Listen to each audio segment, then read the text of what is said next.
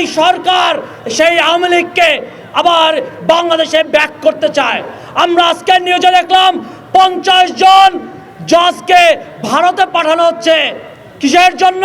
তাদেরকে নাকি ট্রেনিং করা হবে। আমার কথা হচ্ছে, বাংলাদেশ থেকে ভারতে কেন পাঠাবে? ভারতের সাথে তো আমাদের সম্পর্ক এখন ভালো না। তাহলে কেন আপনারা ভারতে পাঠাবেন? আর কি কোনো রাষ্ট্র খুঁজে পান নাই? ট্রেনিং নেওয়ার জন্য আর কোনো রাষ্ট্র নয়? তাহলে বুঝতে হবে এই সরকার কেন 50 জনকে ভারতে পাঠাচ্ছে। সেখানে আমরা শঙ্কিত। আওয়ামী লীগের সাথে কি তারা কোনো ধরনের লিয়াজু করার চেষ্টা করছে কিনা সেটা আমরা সন্দেহান। সেজন্য স্পষ্ট করে বলতে চাই, যদি এই সরকার, এই ইন্ডিয়ান গভর্নমেন্ট যদি ফল করে, তাহলে আমাদেরকে ভোগান্তিতে ভুগতে হবে।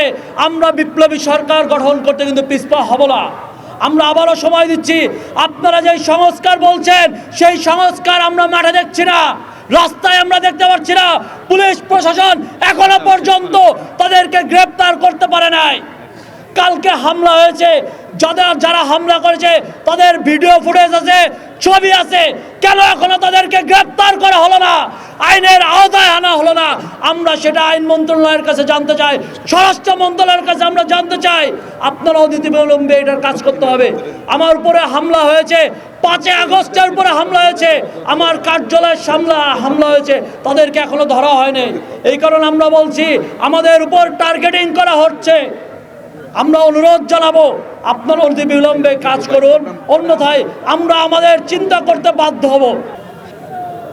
1971 সালে 26শে মার্চ যদি শহীদ রাষ্ট্রপতি জিয়াউর রহমান তার ঘোষণার মধ্য দিয়ে স্বাধীনতা ডাক দিয়ে থাকেন, তিনি যদি স্বাধীনতা ঘোষক হয়ে থাকেন, তাহলে 2024 সালে 1 আগস্ট পিপি নুরুল হক নূর, গণ অধিকার পরিষদের সংগ্রামী সভাপতি,